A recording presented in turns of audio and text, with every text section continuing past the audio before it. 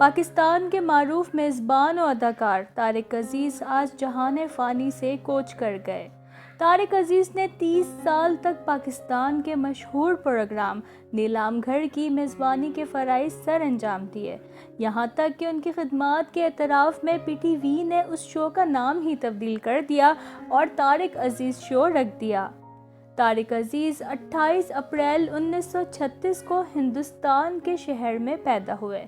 ان کے والد کا نام میاں عبدالعزیز تھا، جو کہ 1947 میں پاکستان ہجرت کر کے آئے تھے۔ طارق عزیز میزبان کے علاوہ ایک بہت اچھے اداکار بھی تھے اور انہوں نے متعدد فلموں میں کام کیا۔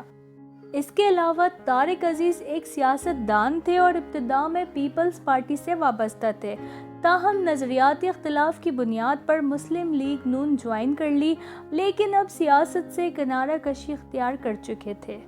دلچسپ بات یہ ہے کہ طارق عزیز ایک شاعر بھی تھے اور ان کا اپنا کہا سب سے پسندیدہ شعر یہ تھا: ہم وہ سیاہ نصیب ہیں طارق کے شہر میں، کھولے دکان کفن کی تو لوگ مرنا چھوڑتے ہیں۔ طارق عزیز کو شاعری کا اس حد تک شوق تھا کہ انہیں خود بھی یہ یاد نہیں کہ انہیں کتنے شعر یاد ہیں۔ سینکڑوں شعروں کی تعداد بھی ان کے نزدیک بہت کم تھی۔ وہ کہتے تھے کہ مجھے اس سے بھی زیادہ یاد ہونے چاہیے۔ طارق عزیز پی ٹی وی کے پہلے اناؤنسر بھی تھے اور جب نیلام گھر شو کا آغاز کرتے تو ایک منفرد اور جداگانہ انداز سے کرتے، جس میں ان کا ایک جملہ دیکھتی آنکھوں سنتے کانوں کو طارق عزیز کا سلام بہت مشہور تھا۔ ایک بار جب ان سے خاص جملے کی تخلیق کے حوالے سے پوچھا گیا تو ان کا کہنا تھا: میں بھی عام میزبانوں کی طرح سلام اور آداب سے ہی اپنے پروگرام کا آغاز کرتا تھا، لیکن ایک دن مجھے ایک نوجوان کا خط ملا۔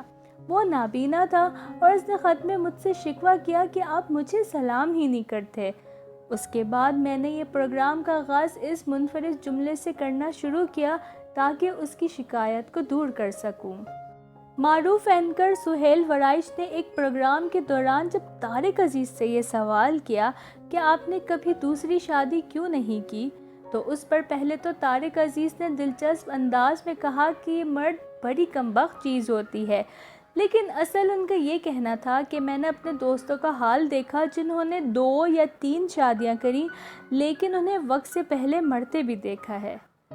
طارق عزیز لاہور کے ایک یتیم خانے کے معاملات بھی دیکھتے تھے اور اب اس یتیم خانے کو مزید جدید رکھنے کا ارادہ رکھتے تھے، جس کے لیے انہوں نے ایک انگریز ڈاکٹر کا تعاون حاصل کیا تھا۔ طارق عزیز کو اکثر لوگ انتہائی غصے والا شخص قرار دیتے تھے اور اس بات کو خود طارق عزیز بھی تسلیم کرتے تھے، لیکن ان کا ماننا تھا کہ آپ کو پتہ ہونا چاہیے کہ کب غصہ کرنا ٹھیک ہے اور کب غصہ کرنا غلط ہے۔ ایک موقع پر جب طارق عزیز سے ان خاتون کے متعلق سوال کیا گیا جن سے وہ محبت کرتے تھے اور شعر بھی کہا کرتے تھے، تو انہوں نے انکشاف کیا کہ ان خاتون کی لندن میں شادی ہو چکی اور میں اس شادی میں دلہن کا وکیل بھی بن چکا۔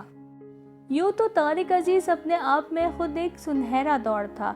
ان کی خدمات کا اعتراف صرف ایک آرٹیکل میں ممکن ہی نہیں، اس لیے ہم نے یہاں صرف ان کی زندگی سے متعلق چند حقائق پیش کیے جو کہ بہت کم لوگ جانتے ہیں۔ اختتام پر ہماری دعا ہے کہ اللہ طارق عزیز کی مغفرت فرمائے، آمین۔